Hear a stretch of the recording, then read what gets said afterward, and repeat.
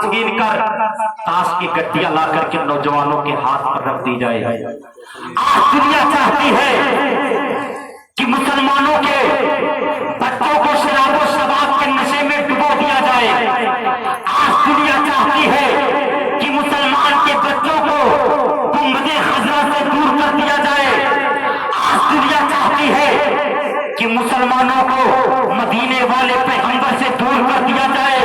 لیکن نوجوانوں، میں تم سے کہنا چاہتا ہوں کہ جب یہ حالتیں تمہارے اوپر آ پڑے تو تم شباب اور شراب کو ٹھوکر مار دو اور ان سے کہو کہ ہمارا حال تو یہ ہے کہ اپنا سب کچھ گنبد خضرا کل بھی تھا اور آج بھی ہے، میرے نبی سے میرا رشتہ کل بھی تھا اور آج بھی ہے، بتلا دو گستاخ نبی کو غیرت مسلم زندہ ہے، ان پہ مر مٹنے کا جذبہ کل بھی تھا اور آج سبحان اللہ، ان پہ مر مٹنے کا جذبہ کل بھی تھا اور آج بھی ہے۔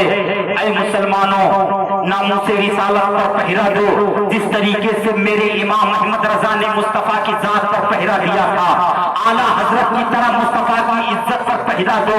اس لیے کسی شاعر نے کہا تھا کہ نبی کی مصطفیٰ کی جان سے بڑھ کر ہماری جان تھوڑی ہے۔ اے مسلمانوں، میرے امام نے یہی تو کہا تھا، کروں تیرے نام پہ جاں فدا، نہ ہو ایک جاں تو جہاں فدا، تو جہاں سے بھی نہیں جی بھرا، کرو کیا کروڑوں جہاں نہیں۔ اللہ اکبر، جس طریقے سے امام احمد رضا نے مصطفیٰ کی ذات پر پہرا دیا ہے، آج تک اس طریقے کا پہرا کسی نے نہیں دیا ہے۔ اور جس نے بھی مصطفیٰ کی ذات پر پہرا دیا ہے، کوئی مفتی سلمان ازہری بن گیا، کوئی جو ہے خادم حسین رضوی بن گیا۔ اللہ اکبر، کیا وجہ تھی جو پاکستان کی سرزمین پر رہنے والا خادم حسین جو بیٹھتا تھا، جس پر جو ہے ان لولے لنگڑوں کو بٹھایا جاتا ہے، جس کے سہارے لوگ اس کرسی کو لے کر کے چلتے ہیں، اللہ اکبر، اس کرسی پر بیٹھنے والا جب لبیک یا رسول اللہ کا نعرہ پاکستان کی سرزمین پر لگاتا تھا، اللہ اکبر، خود تو نہیں چل سکتا تھا، لیکن جو نہیں چل سکتے تھے ان کو پیروں پر کھڑا کر دیا اور لبیک یا رسول اللہ کا نعرہ ایسا لگایا اور پوری دنیا کو احمد رضا کی اشعار سے پوری دنیا کو پیغام دیتا رہا۔ انہیں جانا، انہیں مانا، نہ رکھا غیر سے کہا، انہیں جانا، انہیں مانا، نہ رکھا غیر سے کہا، للہ الحمد، میں دنیا سے مسلمان۔ بسم اللہ، یہ شان ہے کہ نعرہ لگا کے اعلیٰ حضرت نے ایک کمال کی بات یہ، آپ یوٹیوب پر جا کر کے سرچ کریں، علامہ خادم حسین رضوی جو پاکستان کے بہت بڑے مبلغ اور بہت بڑے عاشق رسول تھے، اعلیٰ حضرت نے لکھا انہیں جانا، انہیں مانا، انہیں اور انہیں میں فرق ہے۔ انہیں جب لفظ بولا جائے گا، جیسے کوئی دور بیٹھا تو انہیں کا لفظ استعمال کیا جائے گا، اگر کوئی قریب میں ہے تو انہیں کا لفظ استعمال کیا جائے گا۔ لیکن جب آخری وقت آیا، علامہ خادم حسین رضوی کا یہ عاشق رسول ہے، جب آخری وقت آیا تو اپنی زبان سے کہہ رہے ہیں، انہیں جانا، انہیں مانا، نہ رکھا غیر سے کام، انہیں جانا، انہیں مانا، نہ رکھا غیر سے کام، للہ الحمد، میں دنیا سے مسلمان گیا، للہ الحمد، میں دنیا سے مسلمان گیا۔ اور اللہ اکبر، جب اعلیٰ حضرت حج کرنے کے لیے مکہ شریف جا رہے تھے تو لوگوں نے پوچھا، احمد رضا کہاں جا رہے ہو؟ جیسے اگر مؤذن صاحب اللہ وہ دن دکھائے کہ ہمارے مؤذن صاحب بھی خانے خدا کی زیارت کریں، رسول اللہ کی گلیوں کی زیارت کریں، اس گلی کی زیارت کریں جس گلی میں بڑے بڑے بادشاہ پھرتے ہیں، جس کے بارے میں میرے امام اعلیٰ حضرت فرماتے ہیں، اس گلی کا گدا ہوں میں جس میں مانگتے تاجدار پھرتے ہیں۔ اللہ اکبر، اگر مؤذن صاحب حج کرنے کے لیے جائے، میں ان سے کہوں مؤذن صاحب کہاں چل رہے ہیں تو کیا جواب دیں گے؟ مکہ شریف جا رہے ہیں حج کرنے کے لیے۔ لیکن اعلیٰ حضرت عشق ہی ایسا ہے، اعلیٰ حضرت سے پوچھا گیا کہاں جانے کا ارادہ ہے تو کیا فرماتے ہیں، مکے کا نام تک نہ لیا، طیبہ ہی کہا۔ پوچھا اگر کسی نے کی نہضت کدھر کی ہے؟ مکے کا نام احمد رضا نے لیا ہی نہیں، صرف طیبہ کا نام لیا، طیبہ جا رہا ہوں، شیر سمجھو، مکے کا نام تک نہ لیا، طیبہ ہی کہا۔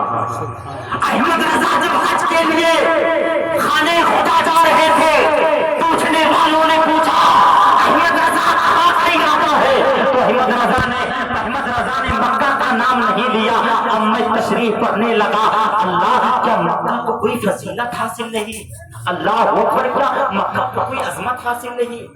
اعلیٰ حضرت نے تو مکہ کا نام ہی نہیں لیا، طیبہ ہی کہا، کیا مکہ کوئی عظمت حاصل نہیں؟ اللہ اکبر، میں بتاتا ہوا چلو مکہ کی عظمتیں کیا ہے۔ مکہ وہ مقدس شہر ہے جہاں اللہ کا پاکیزہ گھر ہے، اللہ کا پاکیزہ گھر ہے۔ مکہ وہ مقدس شہر ہے جہاں پر حتیم کعبہ ہے، مکہ وہ مقدس شہر ہے جہاں پر حجر اسود ہے، مکہ وہ پاکیزہ شہر ہے جہاں رکن ایمانی ہے، مکہ وہ پاکیزہ شہر ہے جہاں رکن اسود ہے، مکہ وہ پاکیزہ شہر ہے جہاں رکن شامی ہے، مکہ وہ پاکیزہ شہر ہے جہاں خانہ کعبہ کے جسٹ سامنے جو ہے مقام ابراہیم ہے، مکہ وہ پاکیزہ شہر ہے جہاں آب زمزم ہے۔ اور میرے مصطفیٰ نے فرمایا آب زمزم کا کنواں اگر کوئی ایمان کی حالت میں دیکھ لے تو اللہ رب العزت اس کا سینہ کینہ سے پاک کر دیا کرتا ہے۔ مکہ وہ پاکیزہ شہر ہے جہاں جبل نور ہے، مکہ وہ پاکیزہ شہر ہے جہاں صفا اور مروہ ہے،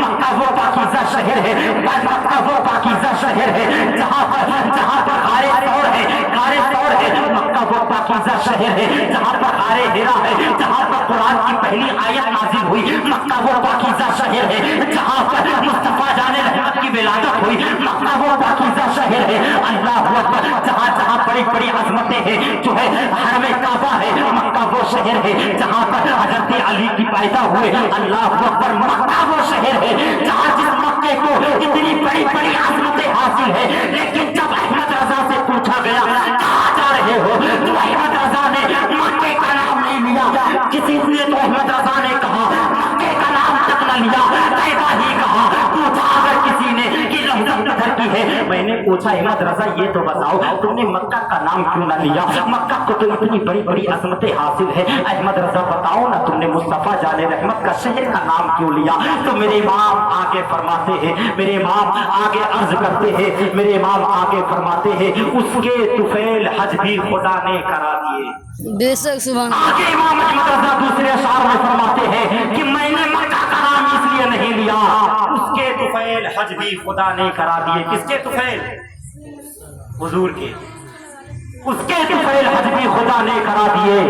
اصل مراد حاضری اس پاک در کی ہے، اصل مراد حاضری اس پاک در کی ہے۔ اور آگے میرے امام فرماتے ہیں ہوتے کہاں خلیل و بنا کعبہ و منا، اب سمجھ میں آ جائے گا، ہوتے کہاں خلیل و بنا کعبہ و منا، ارے لولاک والے صاحبی سب تیرے گھر کی ہے۔